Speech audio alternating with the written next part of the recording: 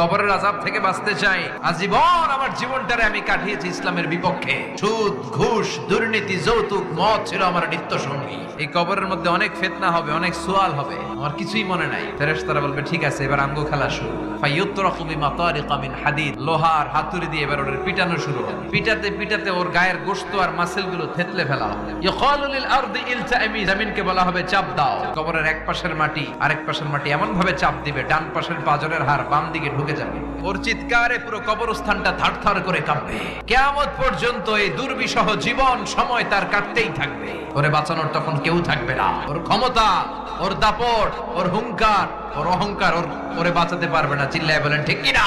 কোরআন যদি আপনার বিপক্ষে আল্লাহর কাছে নালিশ করে, আপনার বাঁচার কোনো উপায় আছে? আপনার পিসাব আপনারে বাঁচাইতে পারবে, চাইলে আপনার দলের নেতা কেউ বাঁচাইতে পারবে আপনারে? কোরআন যেমনি আপনার বিরুদ্ধে দাঁড়ালে আপনারে বাঁচাতে পারবে না, কোরআন তেমনি আপনার পক্ষে দাঁড়ালে আল্লাহ আপনার